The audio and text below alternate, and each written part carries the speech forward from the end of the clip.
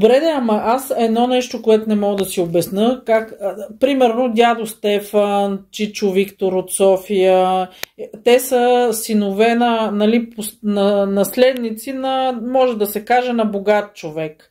Как така успяха да ги излъжат така тия комунисти, идейно сигурно да ги излъжат, за да се включат в...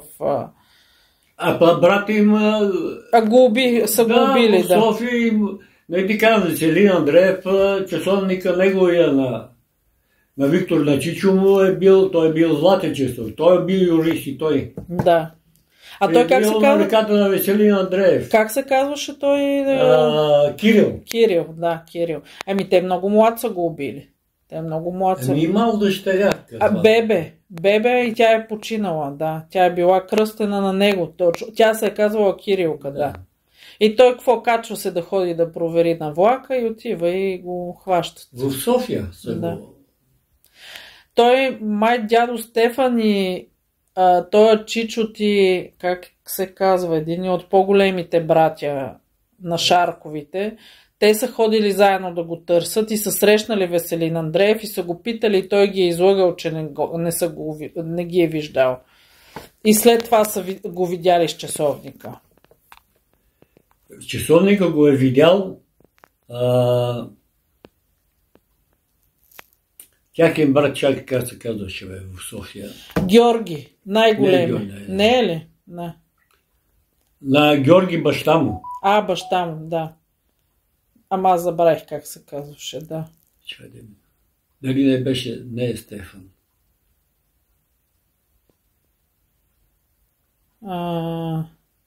Най-големия син на баба ти Стефана. Май. Да. Защото Чичо ти Виктор май каза, че с него и с дядо Стефан са ходили да го търсят, ако не се лъжа, да. После той искал да ликвидира Веселин. Да. Братите му не са му дали вика какво като такова. Не, аз се чуда още, нали, едно време и как такива честни хора са се подлъгали. И байчо ти Кирил, и дядо Стефан. Байчо ти Кирил, те са комунисти от преди 9. Дядо ти Стефан е лежал в затвора като ремчист. Той е един учреди. Двамата, байчо Кирил, Ремса е създаден в Смолско. Да. В къщата на Пенев. Да. Те са ни от тия, които са били, дето са в учреждаването на комсомола в България. Да, ама как са се подлъгали при положение, че те са наследници на богат човек и изведнъж се подлъгват, за да стават комунисти. Обикновено в комунистите са били такива наследници на бедни хора, нали, някакви... Имало и богати хора. Комунисти. Идейно са ги подлъгали. Имало много богати. Комунизмът е пренесен от наши българи, които са били в Съединените щати. Да. Да. И от Съединените щати са дошли комунисти тук. Да. И са почнали да разпространяват тази идеология. Да. И те са били още ученици, кога са поели тази идея. Да, те всъщност са ги арестували, когато са били ученици. Байчо ти Кирил и дядо Стефан са ги арестували. Всъщност по уния писма на Чилингиров трябва да ги вземат тия писма, за да ги... Помна, в един вестник имаше една статия, аз се сам я запазил. За дядо ти Стефан. Да. Че е бил ятак на разбойници. Да. На тия братята... Томангелови ми беше казват. Да. Те са им научила и храна, и одяла са им давали. Как са успяли да ги подлъжат така? С това не мога. Как?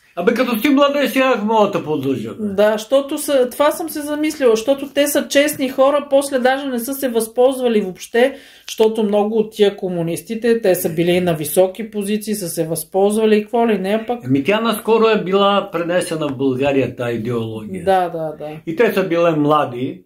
Да. И нали, тя като идеология много хубава, като четеш на книга. Да, като на книга, да. И как няма да ги подлъжи? Да. Нещото аз си спомням, когато той си хвърли партийния билет, когато вече падна комунизма и си спомням, че нали, като се разбра вече какви зверства и какво чудо са правили. Аз нали му носех това. Вестник. Да, демокрация. Да. Той на самодивки му казва, че вика, аз съм бил комунист, не съм бил социалист. Да. За какво повече ма дивите? Те за какво са го търсили? Политически да се включи? Да стане член на БСП-то. Аха, да.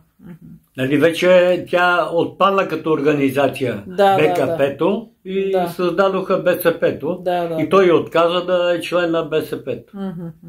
Да. Защото той му каза, вика, всичко да е правилно, нали, лоши неща от БКП-то, ама аз по идея съм си комунист, тя идеята си е в него убавото на комунизма. Да. Или голямата лъжа. Да. По-скоро. Да. Да, те са някак си са ги употребили.